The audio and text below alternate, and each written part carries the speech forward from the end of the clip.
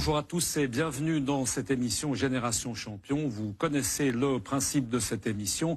Un invité champion ou actuel ou ancien champion avec à ses côtés un jeune talent, un jeune sportif prometteur et puis toute une pléiade d'invités également pour parler aujourd'hui de voile, plus précisément de course au large. On a le plaisir de recevoir sur ce plateau, et c'est pas tous les jours, Pierre Fellman. Bonjour Pierre Fellman. Bonjour.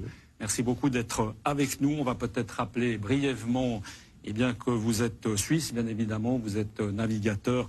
Vous avez disputé 5 fois la Wisbred, la course autour du monde en équipage. Ça se passait entre les années 70 et 90. On va évidemment en reparler.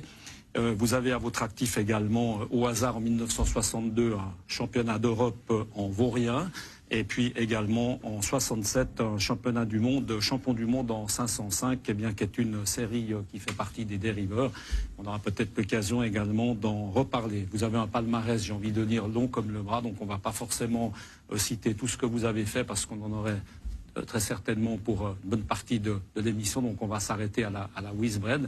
À côté de vous, c'est un jeune talent, jeune navigateur, on l'espère prometteur, qui va lui s'élancer l'année prochaine en 2015 pour la Mini Transat. Patrick Giraud, bonjour, merci beaucoup d'être avec nous. Vous avez 27 ans, vous habitez à Lorient, ça c'est évidemment pour les besoins de ce que vous faites. Vous avez été obligé de déménager, vous êtes également ingénieur en mécanique, et puis là on a dit, vous préparez cette Mini Transat 2015 que notre ami Serge David étant un pilote de motocross. Étienne David, vous vous limitez à la voile. Vous êtes un navigateur bien connu. Vous avez évolué dans le Tour de France à la voile. On s'en rappelle bien également en D35. Aujourd'hui, vous êtes employé, on peut le dire comme ça, de Teamwork. Et puis, vous avez également participé aux côtés de Pierre Fellman. C'était en 93-94 de la fameuse Wisbred, donc la course autour du monde en équipage. On va forcément y revenir également dans cette émission. Et puis vous avez également une expérience personnelle en 650, 7e de la Transat. C'était La Rochelle-Salvador de Bahia. Là aussi, on va revenir à cette expérience certainement unique pour vous. Et puis à vos côtés, on va boucler la boucle. Nicolas Groux, administrateur du CERF, centre d'entraînement à la régate, bien connu également de notre antenne, et puis également 14e de la Mini Transat, la même chose, la même année du reste que Étienne David qui est avec nous. On va également revenir évidemment sur votre parcours. On va commencer à tout seigneur, tout honneur, Pierre Fellman. On commence par vous, une carrière exceptionnelle, extraordinaire de navigateur. J'ai envie de dire qu'on a eu tendance peut-être à pas tellement parler de vous, on ne sait pas tellement entre-temps ce que vous devenez, tout simplement. Que devenez-vous? Je passe la moitié de ma vie en République dominicaine, où j'ai eu l'intention de faire une belle marina. J'ai envie de dire, il y a pire destin. Là, je parle uniquement un petit peu du côté climat, mer, cocotier, non? Non, mais la République dominicaine, c'est le paradis des vacances, mais l'enfer du travail, et puis malheureusement, je suis là-bas pour le travail. Alors racontez-nous, une marina, c'était un projet avec des Dominicains qui est un petit peu mal, on peut dire ça comme ça, qui est un peu mal tourné. Un très beau projet sur le nord de la côte, à Las Terrenas. Et puis au départ, c'était un emplacement fantastique pour faire une marina type Port Grimaud. On était 3 associés suisses, un associé dominicain. On a eu un deuxième associé dominicain. Puis mes associés suisses ont vendu leur part aux Dominicains qui ont pris la majorité, qui m'ont remercié de la direction générale, qui m'ont ensuite remercié de la présidence, qui ont décidé de plus faire de marina, c'était trop compliqué. Et puis maintenant j'essaye de récupérer les billes que j'ai mis là-bas dedans. Puis comme j'en ai mis trop, il faut bien que j'aille jusqu'au bout. Mais réellement la République dominicaine c'est un très beau pays. Vous nous encouragez à y aller, mais en vacances. On a bien compris, on va en rester là. En termes de voile, Pierre Fellman, que devenez-vous? Comment est-ce que vous suivez? Alors d'abord, est-ce que vous connaissez ces jeunes navigateurs? Pour vous, est-ce que c'est quelque chose encore d'actuel? Vous vous intéressez au monde de la voile, de la course au large, c'est quelque chose qui est encore bien présent pour vous? Moi, je suis un peu ce qui se passe. Depuis la République dominicaine, c'est pas toujours facile, mais je regarde les résultats. J'étais encore jusqu'à l'année passée membre de la Fédération internationale de voile. Mais là, j'ai donné vous avez levé le pied. Pierre Feldman. J'ai fait 40 ans à la Fédération internationale de voile, donc ça suffit. Ouais, si on fait tous 40 ans, je suis assez d'accord avec vous, c'est peut-être le moment de passer un peu la main. Si on regarde un petit peu, donc la course au large, évidemment, on a oublié peut-être de le dire en introduction, c'est quelque chose qu'on pratique soit en équipage, évidemment, soit en solitaire. Vous l'avez pratiqué en solitaire et également en équipage, hein. On a oublié peut-être de le dire. Dans la présentation, vous avez participé à la Transat anglaise, hein, ça a été pas forcément, allez, on ose le dire, un succès, on va peut-être y revenir. Et puis la route du Rhum également, donc 2 expériences en solitaire, on va dire comme ci, comme ça. Ces 2 expériences avec 2 abandons, il y a eu d'autres succès par la suite en équipage, ça vous a un petit peu, on va dire, sapé un peu le moral par rapport à la solitaire, c'est ce qui a été déterminant pour ne pas continuer? Non, on m'a proposé autre chose, et puis j'ai pris autre chose. La première transat en solitaire, c'était... Je ne m'attendais pas du tout à faire ça dans ma vie, mais j'ai rencontré une fois mon ancien professeur au TEC à Genève, Pierre Novera, qui m'a dit « Tiens, ce serait quelque chose pour toi ». J'ai dit quoi? « Oh, je cherche un barreur pour la transat en solitaire ». À ce moment-là, j'étais chez IBM, j'étais président du club à Morges, j'étais vice-président de la Fédération suisse de voile. J'avais été entraîneur de l'équipe suisse pour les Jeux olympiques de Kiel. Puis je dis pourquoi pas. C'est comme ça que je me suis lancé là-dedans. Et puis alors un mot sur cette transat, parce que là, ça a limite failli mal tourner, hein, non, repêché par un cargo, enfin c'était un peu limite, hein. Oh ben, on avait construit le bateau en Suisse, chez Philippe Dur. C'est un bateau dessiné par Pierre Novera. C'est un bon bateau, mais en bois moulé, parce qu'à cette époque-là, il n'y avait pas encore d'époxy ou de fibres. Et puis, moi, je m'étais préparé à régater réellement comme un dériveur. Et bon, au départ, tout s'est bien passé. On a eu exceptionnellement 3 très, très grosses tempêtes. Et dans la 3e, le bateau s'est fissuré, a commencé à couler. Et puis, j'ai lancé un Mayday. J'ai été récupéré de nuit par un porte-container, 230 mètres de long, des vagues 10 à 15 mètres. Et j'ai sauté dans un filet de 4 mètres de large. C'est ce que je disais, ça a été limite, si vous me permettez. Ça a été le moment le plus limite de votre vie, Pierre Feldman, où il y a eu d'autres... Non, je pense que c'était le moment le plus limite de ma vie. Là, j'ai eu beaucoup de chance. Mais on y repense, là, on est des fois, non, c'est à part moi qui pose stupidement la question, vous y repensez. J'ai jamais rêvé de ce naufrage. J'ai rêvé d'autres fois des trucs invraisemblables, mais jamais du naufrage. Mais quand Gauloise a coulé, il y avait 3 bateaux devant moi, qui étaient Cola avec Club Med, le bateau qui faisait 73 mètres de long en solitaire. Oui. Et puis, j'étais 200 000 devant Eric Tabarly, qui a gagné la course. Donc, si j'avais réussi à passer dans cette tempête. Qu'il y a eu un peu de temps correct derrière, il y avait peut-être une chance de gagner la première fois, au premier essai, la route du Rhum. Ça aurait été top. Patrick Giraud, quand on entend ça, jeune navigateur, cet épisode...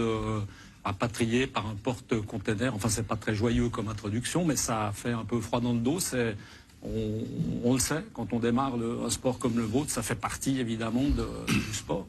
Alors moi je pense qu'on a un environnement qui est capable d'être super hostile, un petit peu par phase. On est préparé à ça. C'est vrai que il y a pas mal de risques. En tout cas au jour d'aujourd'hui, on est un petit peu préparé psychologiquement à certaines choses. Après, voilà, il y a beaucoup de risques. C'est quand même quelque chose où à certains moments, il faut avoir un petit peu de chance. Il y en a qui restent de temps en temps. Je pense que Pierre Feldman a eu un peu de chance et de la réussite et qu'il a fait les choses juste à ce moment-là. Moi, ces risques ne remettent pas en question ma volonté de faire de la course au large, qui est quelque chose où je prends énormément de plaisir. Donc, voilà. Dans le but de l'émission, je vous rassure, c'était pas de changer d'avis et de dire je pars pas. D'accord. Pour que les choses soient bien claires. Hein. Donc c'est bien, on se réjouit déjà. Parlez-nous un petit peu de ce projet en solitaire justement. Ça va se passer l'année prochaine, 2015. En termes de préparation, maintenant il y a déjà un compte à rebours. Ça se passe comment ? Alors, il y a un compte à rebours dans le sens où le but ultime de mon projet est de participer à la Mini Transat qui partira au mois de septembre 2015, donc l'année prochaine, de Douarnenez dans le Finistère, faire escale aux Canaries pour arriver à Pointe-à-Pitre en Guadeloupe. Donc ça, c'est l'objectif final du projet. Et donc le projet a débuté à partir de la fin de l'année passée. Pour pouvoir participer à cette Mini Transat, on doit se qualifier en course et hors course notamment. Et donc les navigations ont commencé à partir de ce printemps. Étienne David, Pierre Fellman, comme ça en face de vous, quelqu'un que vous connaissez bien évidemment, que vous n'avez pas revu depuis un petit moment. On a vu du reste la rencontre tout à l'heure, pas mal de choses évidemment à se dire. Vous, vos souvenirs de cette fameuse Whizbread, enfin elles ont toutes été assez fameuses, hein, il y en a eu 5. Vous avez participé à celle de quoi, 84, 85, 93. Ouais, exactement. Quel souvenir avec Pierre Fellman? D'abord, peut-être nous décrire, allez. Il y a un peu prescription de nous décrire la personnalité de Pierre Fellman sur un bateau. Pierre Fellman, c'est un chef, quoi. C'est le chef quand on est sur son bateau. Et puis c'est vrai que quand on est 17 à bord, on a besoin d'un skipper qui sait tenir la barre dans les moments critiques, hein, pour faire une image. Et voilà, moi, ce que je garde... pour moi, c'est les plus belles années de ma vie. En termes de souvenirs, si on regarde dans le rétro, navigation, comme ça, de souvenirs, de camaraderie, d'apprentissage. Enfin voilà, si j'avais pas eu le mal de mer, si j'étais pas sujet au mal de mer, je pense que je continuerais à faire des tours du monde. Aujourd'hui, je ferais peut-être la velo, ou je serais peut-être trop vieux pour embarquer, mais j'aurais jamais arrêté parce que le mode de vie et partout, tout était formidable. Et ça, c'est assez fou. C'est le mal de mer. Alors évidemment que ça allait être une question, puisque vous avez participé à une transat en solitaire, 7e place. Alors là, c'était quoi? Vous avez été malade comme un chien tout du long. C'était quoi? C'était horrible. Enfin, c'était pas forcément un bon souvenir. On finit par apprendre à le gérer. Il y a des petites aides la chimiques qui peuvent aider un peu, mais bon, il est toujours présent. Il faut prendre sur soi. Et sur le lac, ça se passe bien, Étienne, sur le lac? Oui. Sauf s'il y a une grosse bise, puis qu'on me demande d'aller faire la cuisine à l'intérieur, ce qui ne se fait plus du reste. Pour la cuisine, non, justement, ce qui ne se fait plus du reste. Ouais. Mais, par exemple, c'est pour ça que je fais jamais de croisière. Si vous ne m'invitez pas. Mais alors là, vous avez, avec Pierre Fellman, vous avez souffert pendant des mois. J'ai réussi à ce que je crois qu'on avait une discussion à la fin de la Whizbread où j'ai dit à Pierre, écoute, en plus j'avais choisi le poste où j'avais fini par avoir le poste de numéro 1, c'est la personne qui va le plus à l'avant du bateau, qui monte dans les mâts. Là, en plus, on en avait 2, donc c'est des endroits qui se couvrent passablement, mais j'avais réussi à faire en sorte que ça ne se sache pas. Bon, Patrick Giraud, Pierre Fellman rapatrié par un cargo, Étienne malade comme un chien, mal de mer, ça, vous avez toujours envie de partir là, c'est bon, ça, vous souffrez de rien de spécial? Non, ça va, vous souffrez pas en mer? Non, moi je souffre pas trop. Ne jamais dire jamais, à mon avis. Ouais, parce qu'on reste quand même des êtres humains avec certaines contraintes internes, donc à mon avis, ne jamais dire jamais. Par contre, non, moi là où je suis très content et où j'ai de plus en plus envie de partir, c'est que je sors de ma première expérience de longue course au mois de juillet et août. Et des qualifications, hein, c'est ça? Non, moi j'ai participé à une course qui est partie donc de France, qui est allée jusqu'à Horta aux Açores et qui est revenue. Et avant cette échéance-là, je voulais quand même être sûr que ça me plaisait, que la course au large était une discipline qui me plaisait. Et là où je suis très content, voilà, la course s'est relativement bien passée. J'ai eu quelques petits soucis qui peuvent faire partie d'un parcours comme ça, mais j'ai été très satisfait en voyant que j'ai toujours eu beaucoup de plaisir et que cette activité de coureur au large me plaisait vraiment. Donc là, je suis super satisfait. Nicolas Gros, on en vient à vous, une expérience également donc dans la Transat 650, c'était en 2011 avec la même période que Étienne David. Votre expérience de course au large, l'envie de recommencer, pas le mal de mer, assurez-nous. Ça m'est arrivé une fois avec Étienne justement, sur une traversée de la Manche un peu sportive. Oui, toujours envie de repartir. Là, j'ai la chance d'être à la tête du CERF, donc je fais plutôt du large en équipage. C'est vrai que par le passé, j'ai fait du solitaire. J'ai beaucoup de plaisir dans les deux. puisqu'on parle de notion de plaisir, moi j'ai vécu les deux sur les 2 étapes de la Mini Transat 2011. Une première catastrophique au niveau du classement, du matériel, du moral, tout calé à l'envers, un peu la spirale. Et puis heureusement, j'ai pu inverser la tendance sur la 2e étape où, comme Patrick, du plaisir tous les jours à chaque instant. Vous pourriez recommencer, enfin, demain. Oui. Qu'est-ce qui fait que faut trouver l'argent, c'est ça? Voilà, il y a plusieurs paramètres. Ça demande beaucoup d'énergie d'abord de monter ces projets-là. En Suisse, la voile n'est pas forcément vue comme un support publicitaire. Je sais pas si ça reste difficile. Mes collègues sont d'accord avec moi, mais on traîne un petit peu cette idée de mécénat, etc. Et c'est pas toujours évident de vendre vraiment la voile comme un produit. Donc ça demande beaucoup d'énergie, de temps. C'est des rencontres aussi, un petit peu de chance. Et puis là, on m'a proposé autre chose, comme Pierre disait. Voilà, la place d'administrateur du CERF, c'est une chance. Le CERF m'a beaucoup donné. Et là aussi, on forme des jeunes voilà, au départ pour la course au large. Et ça me fait très plaisir d'abord de mener une équipe, parce que je ne l'avais pas fait jusqu'à maintenant. Donc c'est un paramètre en plus pour moi cette année, c'était nouveau. Beaucoup de plaisir. Et puis le CERF m'a beaucoup donné par le passé, donc je suis assez content de pouvoir envoyer l'ascenseur maintenant. On va rebondir, Pierre Feldman. On vient de parler un petit peu d'argent, qui reste le nerf de la guerre. À votre époque, on se rappelle, avec UBS Switzerland, avec Merit et tous ces projets, surtout peut-être UBS, qui était un projet complètement fou. Ça, c'est du reste, le bateau, on ne sait pas forcément, a été fabriqué chez Décision, aujourd'hui qui fabrique des D35 principalement. Là, à votre époque, justement, au niveau de l'argent, comment est-ce que ça se passait? Vous faisiez tout, vous étiez à la fois un navigateur, un homme d'affaires, c'est vous qui arriviez avec la petite valise à l'UBS, bonjour, j'ai besoin de 10 millions, c'était comme ça? Oui, c'était comme ça. Et ça se passait bien? Ça n'a pas toujours été facile, on a réussi à financer toutes les opérations. Mais moi, c'est ce qui m'intéressait en partie, c'était une Whitbread que sur 4 ans, il y avait une année de préparation au niveau dessin du bateau, recherche du financement, ensuite une année de construction du bateau, ensuite une année formation de l'équipage, test du bateau, un vrai projet. Et puis ensuite la cerise sur le dessert, c'était la course elle-même. Est-ce qu'il y a eu des fois où justement ça a été plus difficile de trouver de l'argent que d'autres? Forcément, est-ce qu'il y a eu des fois peut-être des courses, des éditions qui ont été un peu mises en parenthèse, faute d'argent? Non, non, ça s'est toujours plutôt bien passé. On a toujours tiré le diable par la queue, mais avec UBS Switzerland, c'était aussi difficile. On a construit le bateau à Genève, on a créé Décision pour ça. Et puis on a eu l'aide d'Alain Borner qui nous a donné des chômeurs en formation. Ça, c'était la ville de Genève à l'époque. La ville de Genève. À cette époque-là, il y avait 0,3% de chômage à Genève. Donc vous vous rendez compte la crème du personnel qu'on avait pour construire un bateau qui devait tenir toute la course autour du monde, prenant le risque d'avoir 12 équipiers à bord. Et dans le sud, il n'y a pas de cargo qui passe. Ouais, c'est un peu plus compliqué. Patrick Giraud, joli projet pour vous. On parle évidemment un peu d'argent. Alors vous êtes, j'ai envie de dire expatrié à Lorient. C'est une obligation. Quand on fait ce que vous faites, on ne peut pas rester forcément au bord du lac Léman.